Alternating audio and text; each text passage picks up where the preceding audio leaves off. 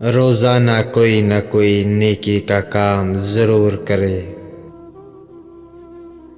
کوئی بھی شخص آپ کے بارے میں نہیں سوچ رہا، ہر کوئی اپنے بارے میں مصروف ہے۔ اگر آپ دھوکہ دہی کی مذمت نہیں کرتے تو آپ خود دھوکے باز ہیں۔ اگر آپ کو کچھ عطا کیا گیا ہے تو دوسروں کے لیے رحمت بنے۔ ایسے مواقع تلاش کرنے کی کوشش کرے جہاں دوسروں کو رکاوٹیں نظر آئے۔ وقت کی دو قسمیں ہیں، زندہ وقت اور مردہ وقت۔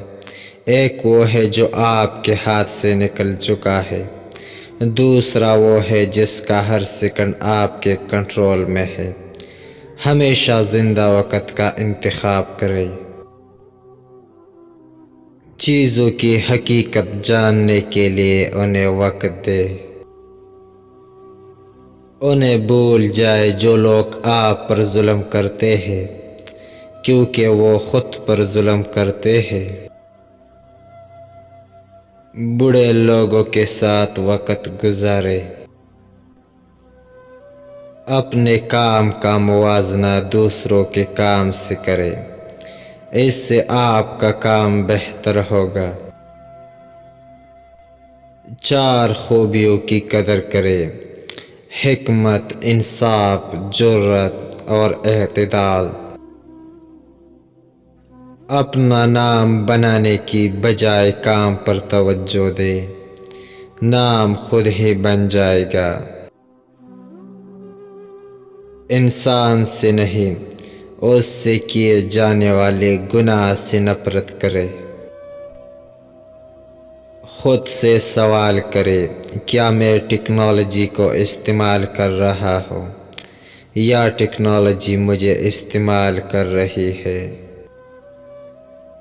خود کا جائزہ لینے کے لیے باقاعدہ وقت نکالے۔ چیک کرے کہ آپ اپنا وقت کیسے گزارتے ہیں۔ صحیح کام کرنے کے لیے وقت کا انتظار نہ کرے۔ اپنے آپ سے پوچھے، یہ عمل جو میں کرنے جا رہا ہوں دوسرے لوگوں کو متاثر کرے گا؟ ہر صورتحال کے 2 پہلو ہوتے ہیں۔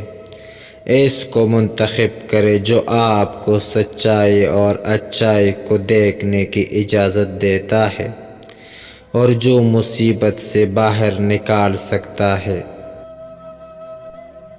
اپنے ذہن میں مستقبل کے ممکنہ برے نتائج کا تصور کرے تاکہ جب یہ واقع ہو تو آپ تیار ہو۔ اچھے مشورے کو پرنٹ کرے اور اسے اپنی میز کے سامنے رکھے جہاں آپ روزانہ کام کرتے ہیں۔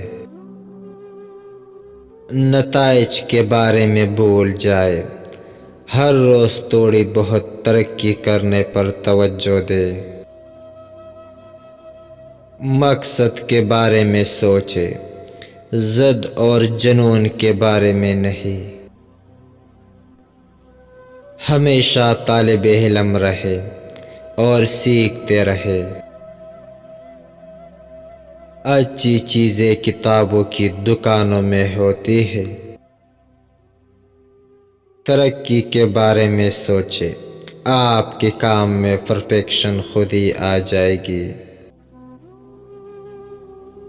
جاننے کی کوشش کرے کہ آپ جو کرتے ہیں وہ کیوں کرتے ہیں۔